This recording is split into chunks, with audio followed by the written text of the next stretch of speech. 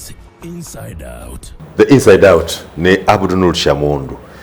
Ebigambo bya Ssaabasajja Kabaka ku matikkira ge agasatu mu ogumu wabiwuliriza bulungi? Nabiwulidde. Nojjamu ki? Okuwulira kwanje n'okuwuliriza wabiwulidde? No, ebigambo bya Ssaabasajja yabadde musunguwavu.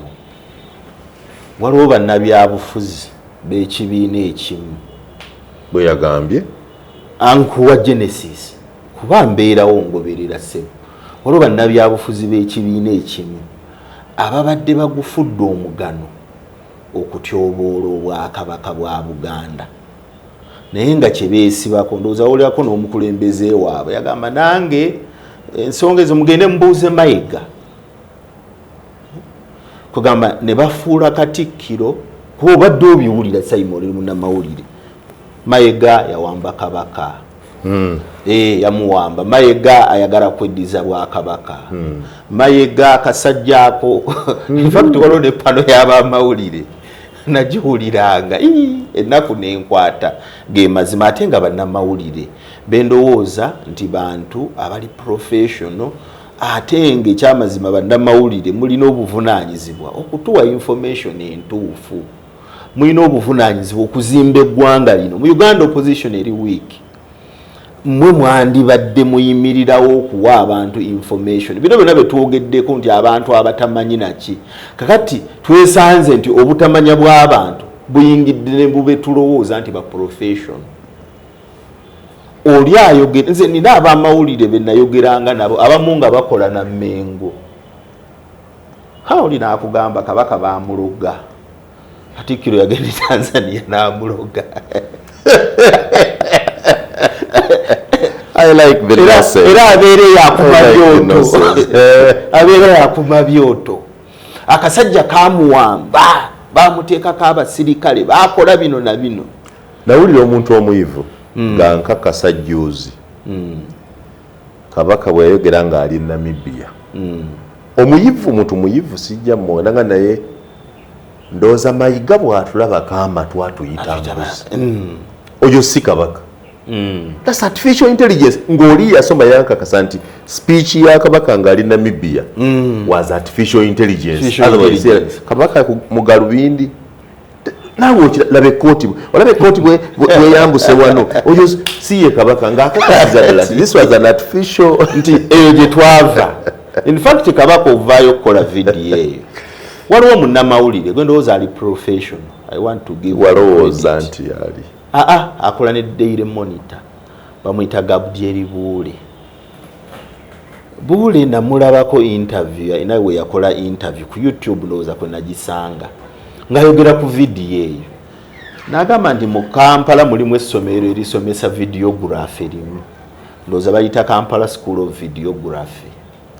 N'agamba nze gye nasomera nina obukugu obutunula ku video nenkola olwo nga tufunye abantu nze nasoma IT nze nga bavuddeyo ne bawa opinions eyo kino ebyo kino ne wabaawo n'ababika gundi babloga b'ekibiina ekimu baabika ku Kabaka ekyo ndowooza okimanyi ne bamubika olinaga mutereere mawulire gannaku ate ekinnuma ku bannayuganda era batereera ne baabika Kabaka ne bamala ne bamulaba simanya Namibia yazzenga munyivu kuba bw'otyobola Katikkiro Kabaka ngamba ne bali mutugamba bulijjo nti Katikkiro Kabaka owebwe ate aba waali obuuza otya Kabaka obuuza otya ekisooka mu statement zibadde bakola zibadde ziraga nti Kabaka tayina mugongo. Inise zibadde Kabaka tasobola kwogera, family tesobola kubaako byemwogerako. Abakungu ab'enjawulo abamwetolodde abo bwa Kabaka tebalina be balina kwogera kati nga babloga b'ekibiina ekimu be bali concerned be baagala obwa Kabaka. Lwaki weesibye kuba bloga? Ate bali abaga nti Kabaka afuluma atya nga tatuwadde musigire yabagambye nti Kabaka abusabawulira naye okujjako n'endaba ne kubataka abataka ab'obusolya n'endaba n'abataka abeeyisaawo bakolaki ne bagenda naye Kabaka yavuddeyo n'alaga ensi naye mu bukambwe yakikoze mu bukambwe kyabadde munyiivu kabaka n'ababuulira nti Katikkiro yamwerondera so tewali amumukaka kyendowooza ni Mayiga ye yanaabye engalo bw'aba mu butuufu Mayiga kubanga asaana akole n'omukolo yeeyozeyoze naye n'ekirala Mayiga ng'omuntu ekyamazima musajja mukulembeze mulungi agwanye mukulembeze omugumu ate yajja mu kiseera ekituufu yes kubanga pressure eyo emubaddeko bwe bagikuteekako nze nkugambye nina mikwano gyange nga bakola awo mu Bulange nga bwakugamba ekintu oyinza nga omuntu w'embuga kyeboogera kirabika kituufu naye waliwo omwe ate yambuulira ekintu nti Mayiga ekimuwalanya ekivandulo kyalinnyawo Emmengo abantu nga batunda ettaka sima ly'embuga z'amasaza amagombolola ng'abasajja abakulu obasanga awo n'obusawo ne bakuguza ebintu naye Mayiga okuva lwe yajja nastructuring anywezezza ekintu kakati okustructuringa ekintu okwo abantu bangi abali awo kwabanyiiza banyiivu si bokka ne bannabyabufuzi abadwankuma n'ebigambo nabeera yabakendeeza ekituufu si kugenda bugenzi kuma mu bantu muliro twalayo nsonga aboogera ensonga yabaleka bakyayogera naye abadwankuma n'ebigambo kakati ekyo ndowooza ate nalwo ne lufuuka olutalo naye nga luli awo kuki ku Bulange awo ng'amawulire bwe gava ne gatandika okukola ki ne gatandika okusaasaana naye kyenkugambye nti abamawulire baffe olw'okuba ebimu tebabisengejja kuba ndabye n'abamawulire bendowooza nti bandibadde baclassifyinga information eno ne mugaba ebituufu kuba olwaleero waliwo abamawulire bwe tuggyemu obwesige nga takyatugamba kintu era nina omu yansharingidde ka vidiyo kebakoze ne mugamba gwe sikyatwala mawulire go soosizo ekyo bannayuganda kyembeewunyako nti bwemba ndi ku mukutu gwo n'obika kabaka n'obika salimusale n'obika yenna gw'obise ekeera ne mulaba sisobola kunyigala efuti yanisa kuzibusikula nze era oli namugambye munamawulire mugamba ni sikyakuggyako mawulire sijja kalaba kozi bannayuganda batutte mu mbeera by the way ndowooza ne bannayuganda nga bannansi ensonga tetuzifumiitirizaako kiwanvu y'ensonga lwaki buli kaseera tuba n'ekipya ekitrendinga kwe tugendera abantu tebalifaawadde bannayuganda baga nti twetegeerera naye ekyamazima basinga obungi baagala nnyo babategeerere ninawe nali mu njogera bagamba kwetegeera but in practice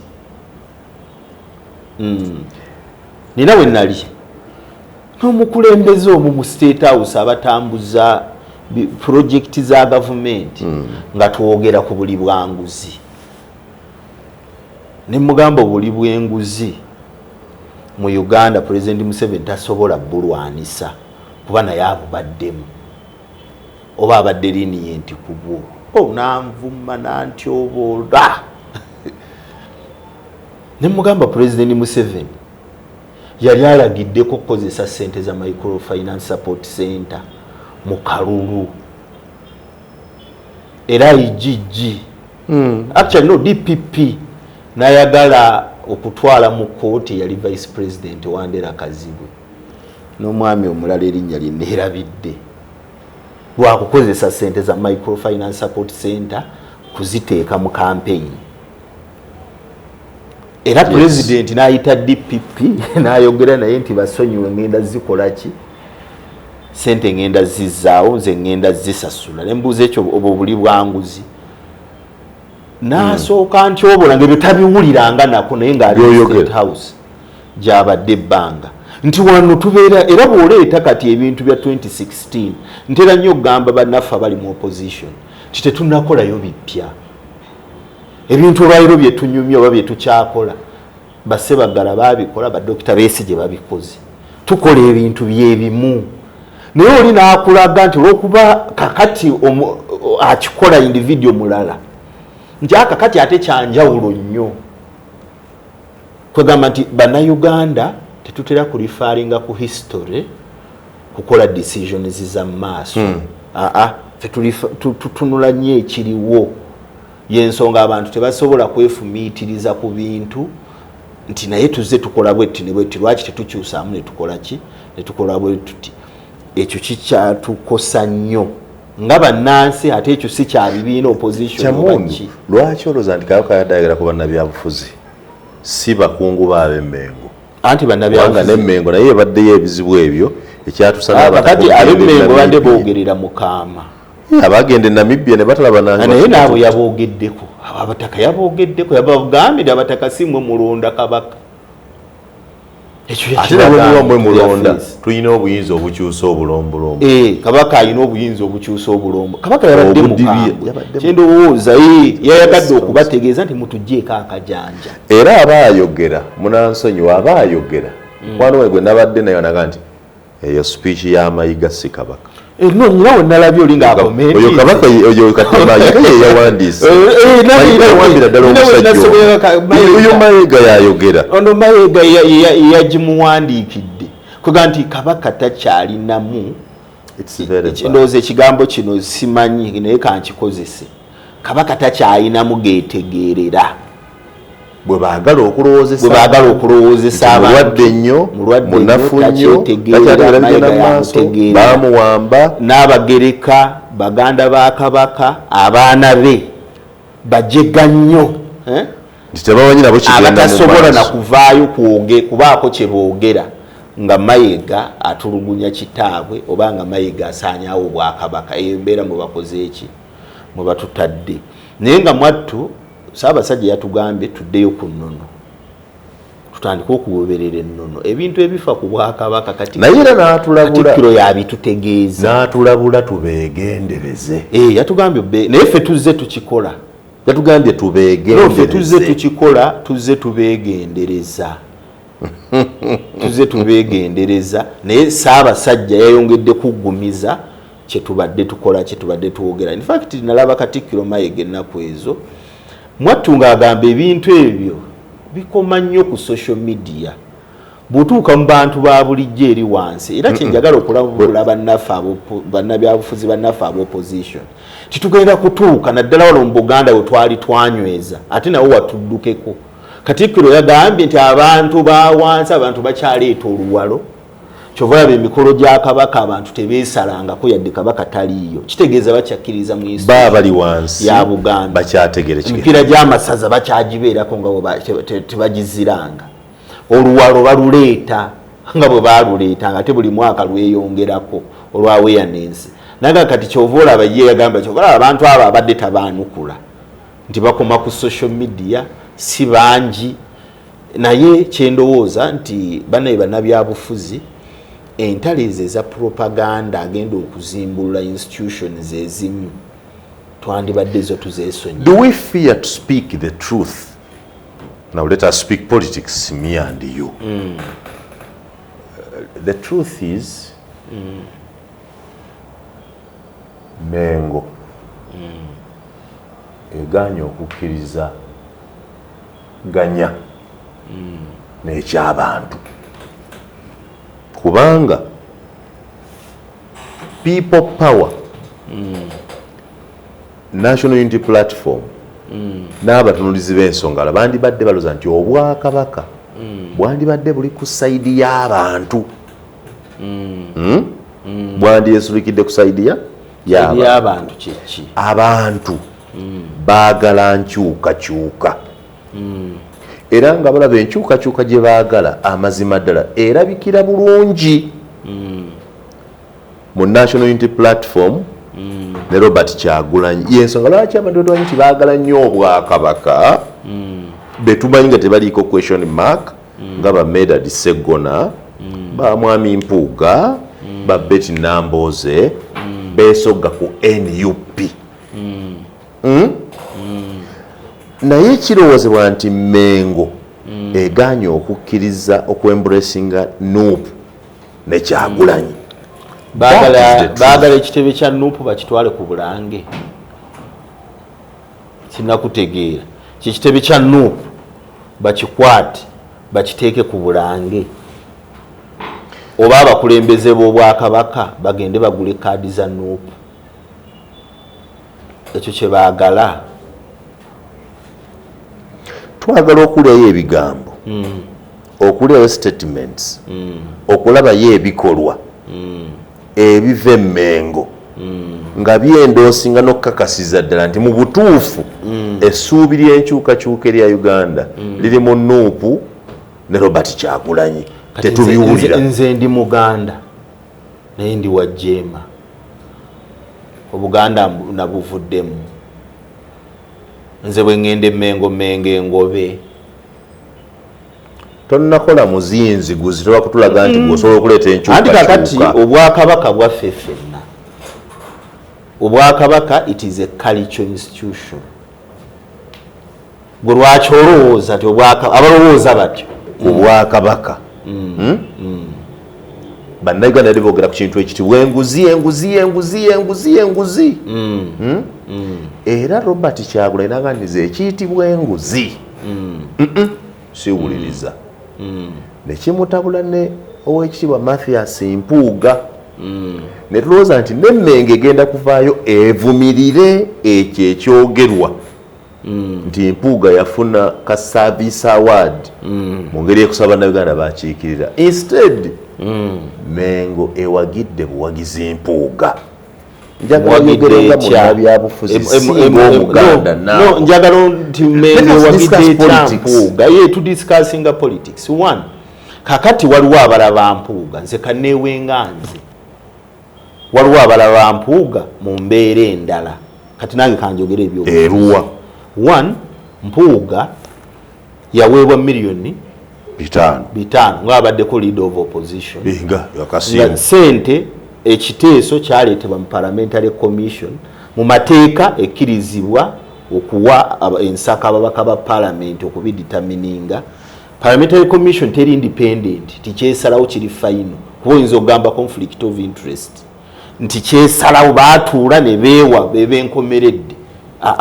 Bwe bamala okulewa bwe bamala okuleeta ekiteeso Tiropu tumuweeyo ne ba commissioner ne batwala ekiteeso kyabwe mu budget committee n'ekirisa n'ekyendoosinga oba n'endoosinga budget omuli ekiteeso ekyo ekyokubawa ssente nekivaayo nekigenda mu executive wa president n'akitunulamu naye n'alaba nga tekiinaaki ne cabinet tekina buzibu. Minister wa finance najja n'asoma budget nga mwekiri budget ekakasibwa ababaka ba parliament n'ababaka ba parliament nabo ne bagamba sente zimuweebwe tezirina buzibu. Kakati ntandika ntya okunenya Mpuuga nti weewa sente ate yeewa kale yaweebwa baamuwa ani gwe bawa n'aganda yafuna anti nga lwaki azigaana sente ezimuweereddwa eziyise nga monna struggle twali tumusuubira zigaana ngaani eyagaana ziriwa nga lwaki yeera azigaana kuba sente ezo in fact kino kankikugambe nti nze wenekizonoratingira Mpuuga nga sinnamanya na details ezo sente zayisibwa kwali kuwulira baaliko baloopu nga bagamba nti bagezaako okulwana loopu abenga aweebwa naye ensako nga prime minister wakola ki waweebwa nekigaana lwaki kyeyita ku Mpuuga waliwo then Mpuuga ate twandibadde tumukreditinga nti president agisetinze nti naffe abavuganya oba n'abalala abalivuganya mu future ba leader of opposition bagenda kukola ki kutandika okuweebwanga ensako. Ku luno kye twandikoze Mpuuga bw'aba yasucceedinga kuba ne baali bakyagala ne balemwa. Mpuuga bwe yasucceedinga twandibadde tugamba tukistructuringe kitegeerekeke nti leader of opposition bw'avaako aweebwa bino na bino na bino na bino webeereza ku kimuweebwa. Sente prime minister abaddeko byafuna benefits zisinga ne million 5 ebyaweebwa Mpuuga kuba azifuna paka lwafa nezo temuzogerako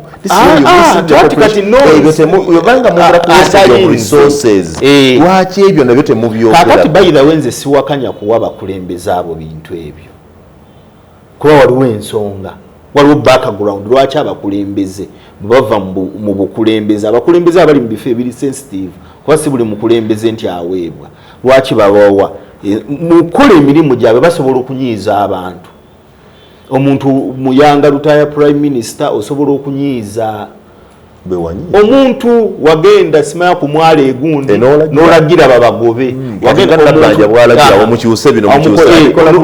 mukola emirimu osobola okunyiiza omuntu singa tukuleka obulesi nga gwe obadde weetaba mu kusalirawo eggwanga nitakuwa security ne tutakulabirira omuntu oyo asobola okujja n'akola revenge nagamba ono yakola ABCD n'akunoonya n'akolako obulabe yensonga lwaki abantu abo baweebwa obukuumi obw'enjawulo abantu abali mu bifo ebisalawo basigala baweebwa ebintu bwebityo naye n'ekirala n'okuinspiringa abakulembeze abalala okujja okukola gwe imagine singa omuntu abadde president ne tumusanga ng'ali waffe Kisiiwula eyo yagulayo faamu ali mu kulima mmwanyi ogenda kuinspiringa ani ti obwa president bulina amakulu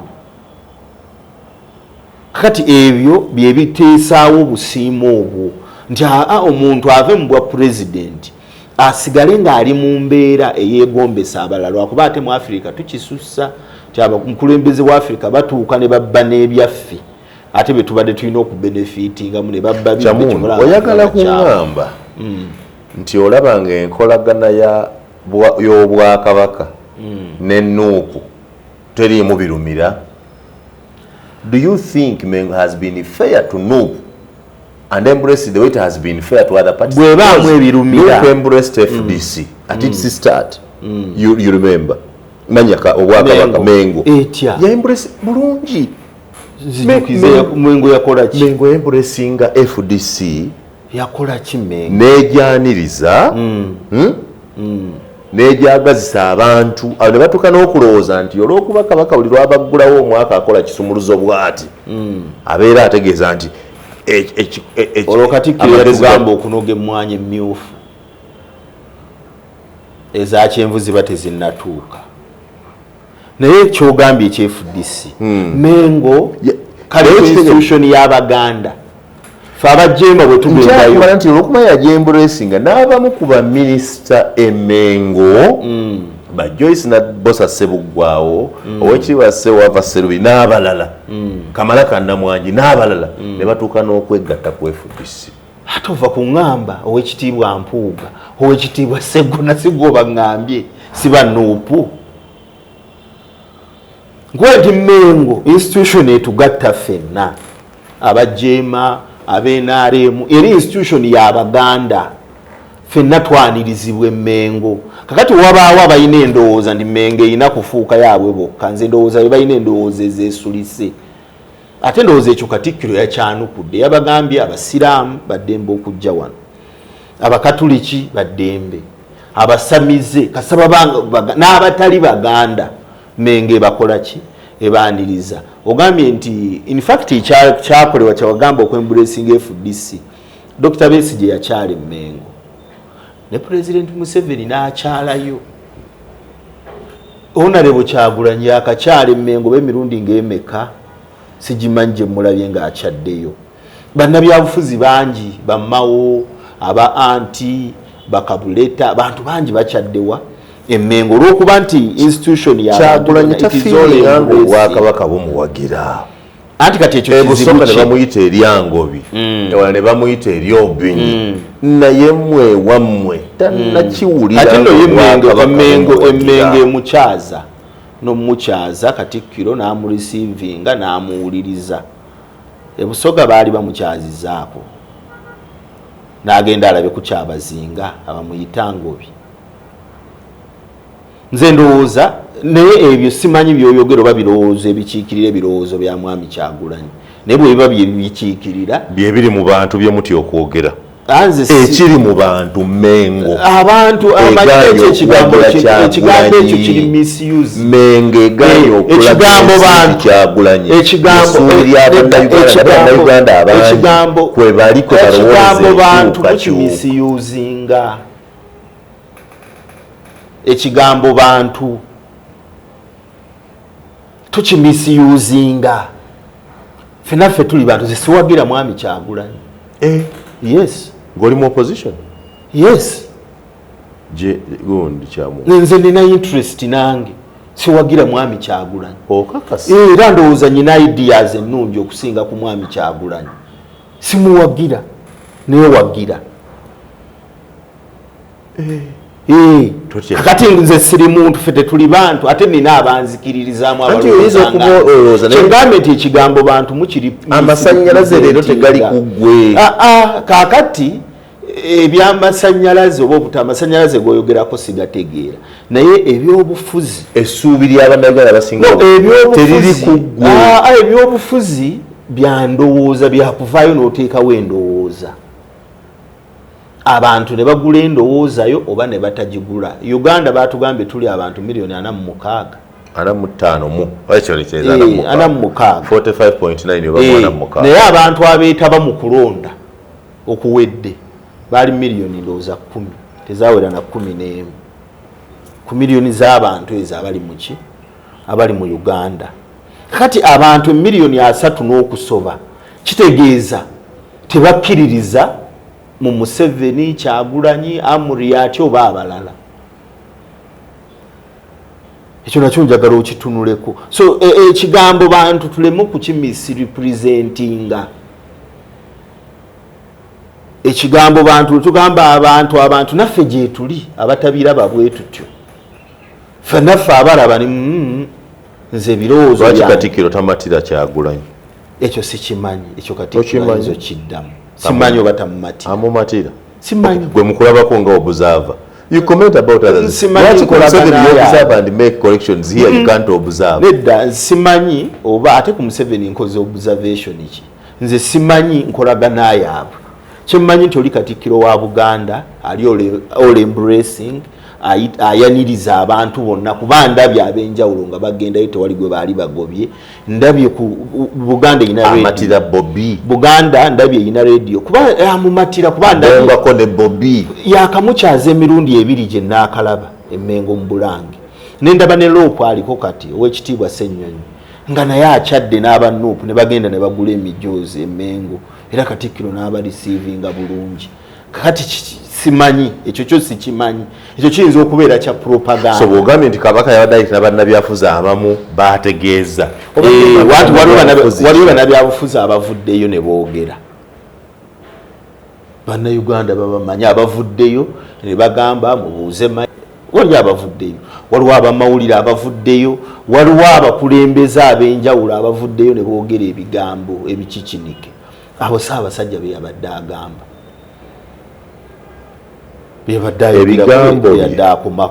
ebigambo bye birekawa landscape y'ebyobufuzi mwe tuli kati bwe mubanga entaputa yaabyo bwekyo bweri kakati bannabyabufuzi tulina kuddamu kweddako ffe mujema tulina morality mu ideology yaffe tulowooza nti ebyobufuzi biteekeddwa okubaamu empisa kitegeeza kuwa respect birowoozo by'abalala ebirowoozo by'abalala tojja kubikaka bukasi oba ebirowoozo bye tojja kubikaka bukasi kuyimirirawo abantu tubawe ekitiibwa abantu tubannyonnyole bunnyonnyozi bye tukkiririzaamu babigaane oba babikkirize ate tubanyonyole bunnyonnyozi nga wangambye gwe kenyini nti abantu baawono si baakunnyonnyola nti kalica gye tuzimba ffe bannabyabufuzi yeeyo yakuba buguumiriza kuba Kabaka yabadde agamba bannabyabufuzi mulekerawo okubuzaabuza abaki abantu era amuriye koyingi Kabaka azi message nti bannange tutandike abantu kubannyonnyola so si kuba kumumuliro kuba kyamuukiriza kunaffe bye tukakasa nga budde ewuwo ng'oli wekka notandika okweyozaayoza nti era mbakumyemu omuliro naye ng'omanyi tebigenda kukola tusaanidde okuddayo tutandike okunnyonnyola abantu baffe tubateekamu kali kyewuliriza bwe tutyo bwe tugenda okufuna abakulembeze abalungi ate abakulembeze bwe tulinawo abalungi tuleme kubayiwako ttaka. I want to believe nti Mengo teyinza kutuula netalowooza ku statement eno nti NUP ekulembera Robert Kyagulanyi erina ababaka 57 5 ku bo bava mu Buganda.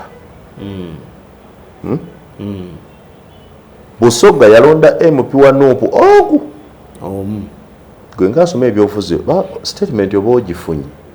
Buganda neronda ba MP ba Nuupu 57 ng'erimu n'okusula abadde ba minisita abanene mu gavumenti. Kyotegeeza ekyo Mmengo ekiraba nti kiri awo bubeezi bw'ekyo ekina kyekitegeeza tekikulaga nti abantu bawana Abaganda abantu ba Ssaabasajja baagala nkyukakyuka era balooza nti Mmengo yandibaddamu okuwagira enkyukakyuka eyo. Mmengo eyina we yagenda ayina gwegenze n'edi campaigninga Katikkiro alina waagenze n'agamba nti omubaka gundi temulonda lwakuba wa kibiina gundi. Omukungu w'Emmengo waliwo waagenze n'agamba nti temulonda BFDC, temulonda ba Nuupu, temulonda ba Jema, mulonde BNRM. Nti Mmengo eremesa enkyukakyuka. Kuba ne bino ne bano bituugira ku bugamba. Ate era bye bakola balaga nti bawagira nnyo Mmengo. In fact gwoki divertinga bano kubanga kabaka bwe yabadde agamba beefudde nti baagala nnyo kabaka okusinga kabaka bwe yeeyagala ne famire ye n'abakungu be.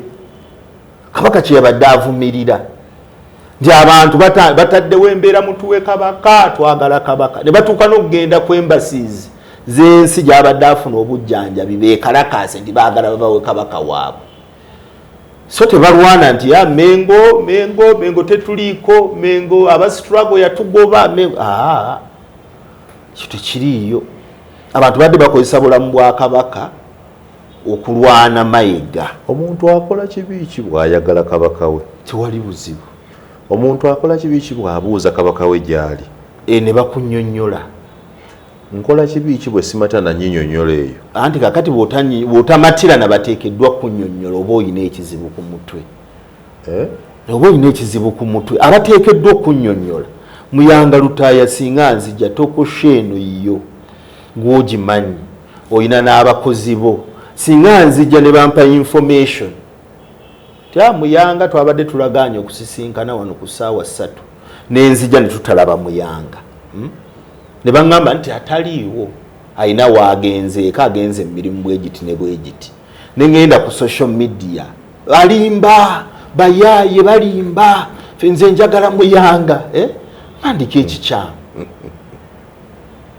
Katikkiro wa kabaka kabaka oweebwe akulembererako kabaka Obuganda akugambye nti kabaka mukosefu afuna obujjanjabi abasawo bamuwabula yeesonyiwe okujja mu bantu.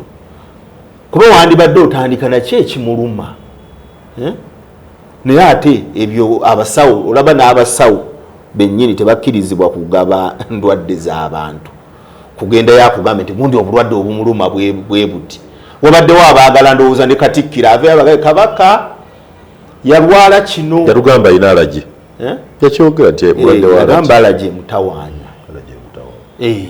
Kakati oba okyabuuza akikira nyini ye Kamulonda eyabagambye ejjo nti kabaka basimatidde nga nze alagi sigendaba abaana kye balaba obagamba alagi basawo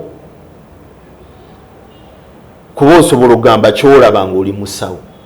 Njanze mmanyi ekimuluma era bandibadde bakitubuulira wali okiwuliddeko ekimuluma kye baalaba Katikkiro alagi Katikkiro yamuloga waliwo yatugamba Katikkiro yamuloga baddogo yagenda etaza balaba ddogo ate eddogo balitwala Germany yamuloga n'amuwamba eddogo ne balitwala Germany eddogo ne balitwala Germany ne balijja Germany. Waliwo abamawulire abaatuleetera nti ali mu rehabilitation center Namibia nga bali ku ddogo lye bajjanjabira eyo badde maye eddogo lya nsaasi nze wamawulire gwe gambe yaŋŋamba ni mu lubiri wali kabaka abeera ku byoto oba okiraba kwegamba bannaaye tuleme kusaagasaaga nnyo mukulu Simon kabaka yatuyambye ekintu kimu nti yaluŋŋamizza abantu nti Katikkiro we gwaba yeerondedde tumuwulirize kuba kabaka ennono yammwe waliwo ne Katikkiro yamala omwaka ogwo kabaka n'amuggyako kabaka olw'okuba tannaggyako Mayiga Mayiga akyamwesiga byakola byebyo kabaka byayagala ate kabaka yazzeemu n'akikkaatiriza mu ddoboozi eggumu n'abagamba kabaka tewali amusalirawo ku Katikkiro gwakola ki gwayagala kakati munaye Abaganda abadde bakyaye Mayiga wabadde okimanyi naye bulijjo nti kabaka taba na musigire tewaba afuluma ensi ye tewaba musigire bwenkimanyi Katikkiro yasigala mu buvunaanyizibwa ne bali bwe bawaŋŋanguka bonna babawaŋŋangusanga tewabanga wasigala tewabangawo era kabaka amala kufa ne tufuna omulala tetusobola kufundawo second deputy kabaka oba kyekiseera tuteekewo enono yaffe ekyalewo kabaka yakyusa obulombolombo bw'anaakyusa n'agamba kambeere ne deputy tusobola omufuna ffe Ssaabasajja yatuluŋŋamya kiwulikika n'onyega amyuka kabaka wa Buganda Simon Sabaka bw'anaasiima bw'anaasiima n'agamba kabeere n'omusigire naye kati yatugambye kabeera na musigire kabaka Inside Out ne Abdul Kyamundo wa Jembe olwaleero bwe kiwe tumaliriza nze Simon Muyanga Lutaaya.